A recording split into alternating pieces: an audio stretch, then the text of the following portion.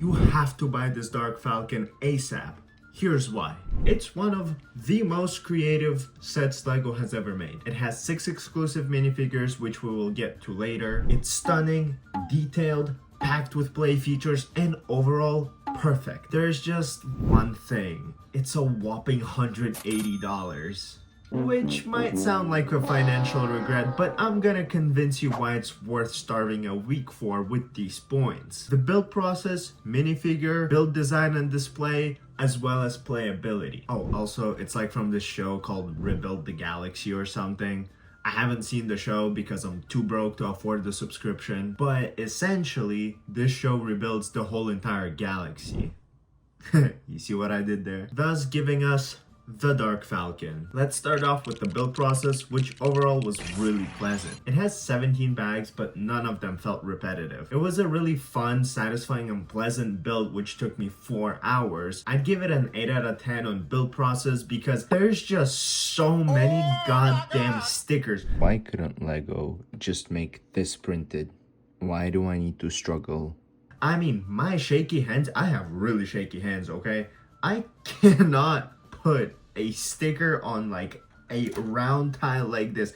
Just make it printed, LEGO. Like, please. Another point is that it has 17 bags, which is the same amount of bags as the gunship, which has 3 times the amount of pieces. So basically it's just a waste of plastic to give this set 17 whole bags. LEGO is changing their bags from plastic to paper, but it's mostly in Europe and Asia, not so much in the US. And it's important to note that America is one of the largest consumers of LEGO, which means that LEGO is deliberately trying to poison people of America by giving them plastic bags which kill them with microplastic. Okay, but seriously, I personally find it really annoying having to open 17 bags for a set that's less than 3,000 pieces. However, I do understand that some people prefer more bags to separate the build into smaller sections. That way they can build for like maybe 30 minutes, then take a break, build another 30 minutes the next day. I get it. I just don't like it, and those are just my tiny pet peeves that are probably irrelevant to most people. So let's get to the minifigures. We of course get this amazing, well-printed Darth Jar Jar, the real mastermind behind Anakin killing everyone, even the younglings. Just go to your happy place. Oh, remember the fields of Naboo. Oh, nature! I feel alive! Oh, yeah! Ah, yeah! And speaking of Anakin, we also get Jedi Vader, who also looks amazing. It is the same print we've been getting on Vader, just recolored. But I'm not complaining, it is the most detailed print we've ever had of Vader, so I'm happy LEGO doesn't change anything. I do wish that LEGO could have taken an extra step and painted his eyes dark gray or very faint light blue color, but that's just such a tiny and irrelevant detail that ultimately doesn't matter. The minifigure does look awesome. Continuing on with the family tree, we get Beach Luke, who is literally just chilling with his blue milk. The print is really nice, his arm is intact. Luke also has this really awesome necklace that Anakin made for Padme in episode 1. However, he's clearly not ready for the beach season because he is lacking those washboard abs. Just like me.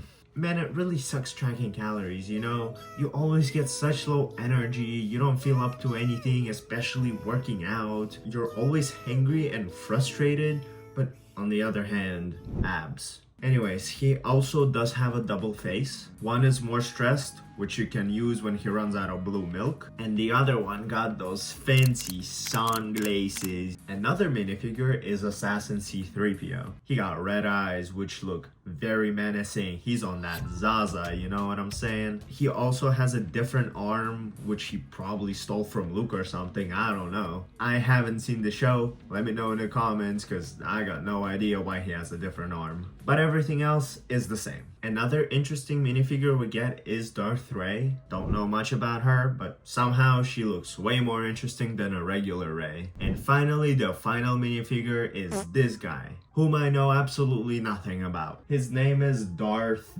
Dev. He looks like he listens to Blink-182. His first ever love broke up with him, so he's just chilling on the dark side now, because that's the vibe. Basically, that guy looks like a skater. Skater? I hardly know her.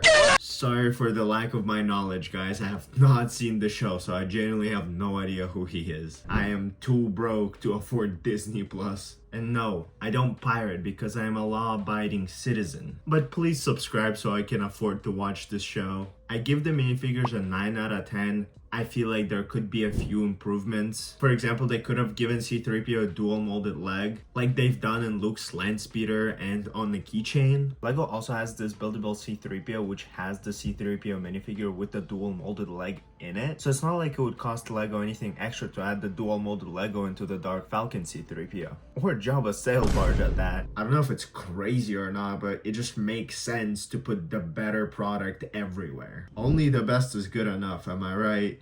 I also think that Darth Vader's helmet could have had colored eyes. That would really add the oomph to him. Enough with the minifigures, let's cover the display of the model as well as the playability. First things first, it's big, it's black, you need to hold it with both hands. What did he say? On display, this set looks like a really yummy hamburger, or a burnt one, or like one of those squid dyed burger buns. Ooh. Sorry guys, I'm just so hungry. The display of this model is amazing and doesn't look like a playset. It has some amazing details like the engine in the back. Just look at that ass. Yeah, boy. The top and the midsection have really nice gribbling techniques to add detail. The top also has these vents, but sadly they're stickers. God, I hate stickers. LEGO, just print sometimes. Anyways, looking more at some features up close, we get this radar dish which was converted into a Death Star beam. Although I do wish LEGO could perfect it by adding green lightsaber pieces. Just like so. And wow, that looks crazy. It looks a lot more like a Death Star cannon now. This set offers nicely hidden spring-loaded shooters, and the way you release them is by sticking your finger into this tight hole. There's also a cockpit, which you can open up very easily, and it fits 2 minifigures. They just sit very primitively on the floor. We can also find the lever and the dashboard on the inside of the cockpit. Cock. I also love the little hallway here. It looks really nice, and I love the building technique LEGO used to get this angle. Moving on to the last exterior play feature, we get these turrets both on top and bottom of the Falcon. I'm more of a top myself. I just like the view, you know. Oof, wrong channel. They both go round and round like...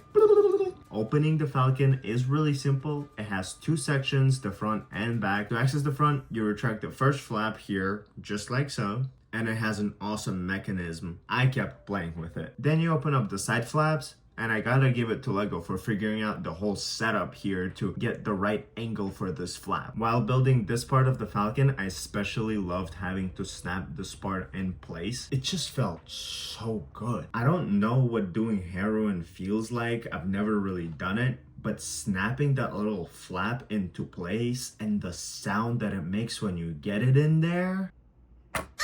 That must be what heroin feels like. Anyways, the back opens up very easily as well, and then we have a full access to the interior, which is awesome as hell, and it's sectioned off. Beginning with the first section, we got not 1, but 2 full beds you can have Jar Jar do inappropriate things to himself. As we move along, we see Darth Jar Jar's porcelain throne. The dumps must be immaculate on that thing, because he got a TV across that definitely has Disney Plus, unlike me. Behind his throne, we can access the butt plug that Jar Jar is hiding from everyone. I don't know the lore behind that, but my man Jar Jar is definitely an interesting fella. As we go through a small doorway to the next section, we can see Beach Luke's surfboard on the wall. And the next section is the gaming section. Hell yeah. We have some fancy red leather gaming chairs with a PS5, no doubt about it. And of course, they're playing the galaxy's favorite game,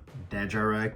Next to the gaming section, we can find what I believe is the hyperspace drive, although my fiance claims it's a table. So next to the table, I guess, we can find some sort of jail where you could put Jedi Vader in. It's very easy to access that part by lifting off this piece, then you can easily put a minifigure inside, or other things if you're into that. Next to that jail, we have sort of empty area with some crystals. That's the only part where I think Lego got lazy. I think they could have added more things in there, like the interrogation room or something. Maybe those crystals are secret cargo or they're highly explosive or something, but I got no idea.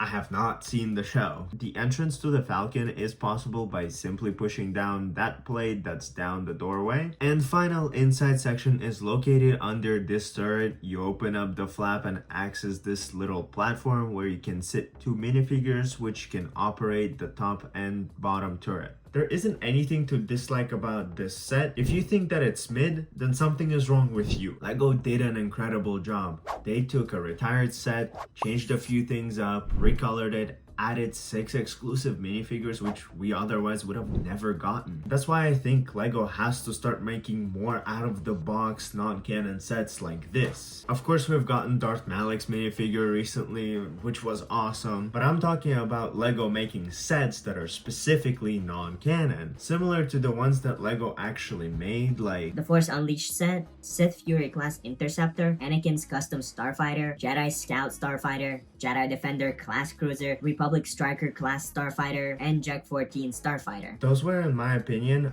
absolute hits. And I think there are a few ways that we could show Lego that we want more sets like this. One way is obviously by buying this set, or sets like this one, like Jedi Bob Starfighter, which would show Lego that we actually love non-canon sets. Another way is to positively review bomb these sets, give these a 5-star rating on all your accounts like I did from my second account. Obi-Wan is the goat69@gmail.com. That's another way to show Lego that we love it and we want more. And then we also have the regular word of mouth. You can share this video and subscribe to push this video in the algorithm. Talk to your friends about these sets. Go to your neighbor, knock on their door, hold the set up and be like, "Hello miss, may I interest you in our Lord and Savior, Darth Jar Jar?" Lego can derive a ton of new experimental material from comics, books, shows, video games. All I'm asking is for Lego to make 1 or 2 sets based on some non-canon media. Or sets on like canon media like Jedi Survivor and Fallen Order. Imagine getting the Mantis, that would be crazy. Basically what I'm trying to say is that I want sets that are not just from the 6 movies or the stuff that's getting released on Disney Plus, which I cannot afford. The sets that we're getting aren't bad by any means, but it wouldn't hurt to get 1 or 2 sets from lesser known Star Wars media more often. That being said, I really love this set and want to see more sets like this one. I hope I've convinced you to buy it, even if you have to starve for a week. Thank you so much for watching. If you want to know whether ARC 170 is worth $70 or not, watch this video next.